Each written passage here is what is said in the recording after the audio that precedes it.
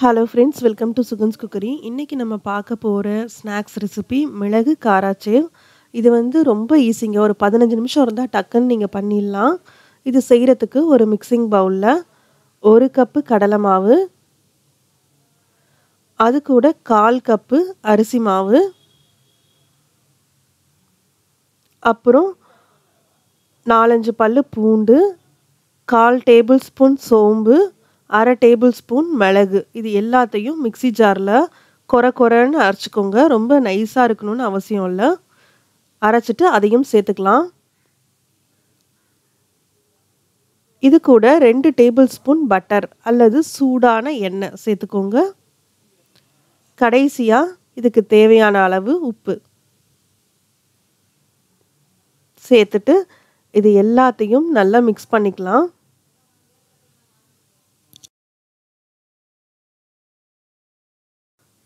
மாவு எல்லாத்தையும் நல்லா மிக்ஸ் பண்ணதுக்கப்புறம் இதில் கொஞ்சம் கொஞ்சமாக தண்ணி ஊற்றி நல்லா பிசைஞ்சுக்கலாம்.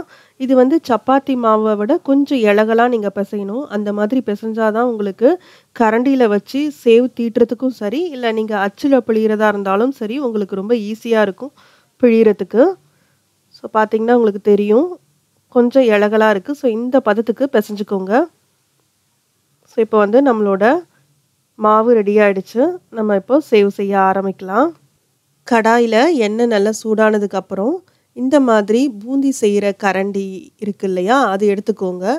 நீங்கள் பூந்தி செய்கிற கரண்டி இல்லாட்டி இந்த மாதிரி சாரணி எது வேணாலும் எடுத்துக்கலாம். அதில் வந்து கொஞ்சமாக மாவை மேலே வச்சு கை வச்சு நல்லா இப்படி ப்ரெஸ் பண்ணிங்கன்னா உங்களுக்கு அந்த ஓட்டை வழியாக அழகாக சேவ் வந்து கீழே விழும். இதுதான் வந்து பாரம்பரிய முறையில் சேவ் செய்கிற விதம். ஸோ இந்த மாதிரி தான் வந்து கடைகள்லாம் செய்வாங்க. இது வந்து உங்களுக்கு முறுக்கு அச்சில் பிழிகிறத விட இந்த மாதிரி செஞ்சிங்கன்னா சேவ் வந்து இன்னுமே நல்ல கிறிஸ்பியாக ரொம்ப சாஃப்டாக இருக்கும். ஸோ இந்த மாதிரி எல்லாத்தையும் தீட்டிட்டு தேவைப்படும் போது அப்பப்போ பெரட்டி விடுங்க.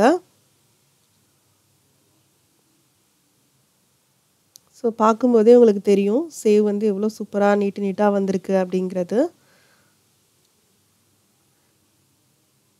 ஸோ இப்போ பாருங்கள், இதில் பபிள்ஸ் எல்லாம் அடங்கிடுச்சு அப்படின்னா வந்து சேவ் நல்லா வெந்துருச்சு அப்படின்னு அர்த்தம். இப்போ வந்து நம்ம இதை எடுத்துடலாம்.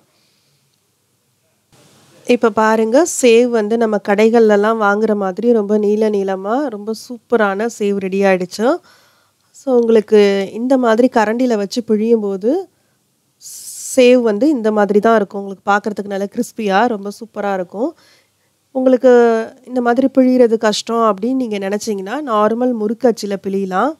ஸோ நார்மல் முறுக்கு அச்சில் இந்த மாதிரி பிழிஞ்சிட்டு அதுக்கப்புறம் நீங்கள் வந்து உடச்சி விட்டுக்கலாம். பிழிஞ்சிட்டு நீங்கள் வந்து இதை உடனே திருப்பக்கூடாது. கொஞ்சம் நல்லா வெந்ததுக்கப்புறம் வடைக்கம்பி இருக்கு இல்லையா, அது வச்சு லைட்டாக திருப்பி விட்டுக்கோங்க. அப்போ தான் உங்களுக்கு வந்து 2 சைடும் நல்லா வேகும். அதே சமயத்தில் 2 சைடும் ஒரே கலராக இருக்கும். இப்போ இதில் பபிள்ஸ் எல்லாம் அடங்கிடுச்சு. அவ்வளோதான், நமக்கு வந்து சேவ் ரெடி ஆகிடுச்சு. இப்போ பாருங்கள், சூப்பரான மிளகு காரச்சேவ் ரெடி ஆகிடுச்சு. இதை வந்து நீங்கள் உடச்சி விட்டு ஒரு ஏர்டைட் கண்டெய்னரில் போட்டு வச்சிங்கன்னா ஒரு 15லேருந்து 20 நாள் வரைக்கும் ரொம்ப சூப்பராக இருக்குங்க. இதே மாதிரி காராச்சேவ் நீங்களும் வீட்டில் செஞ்சு பாருங்கள். இந்த வீடியோ பிடிச்சிருந்ததுன்னா வீடியோவை லைக் பண்ணுங்கள். மறக்காமல் நம்ம சுகன்ஸ் குக்கரி சேனலை சப்ஸ்கிரைப் பண்ணி வச்சுக்கோங்க. இன்னும் நிறைய தீபாவளி ரெசிபிஸ் வந்துட்டுருக்கு.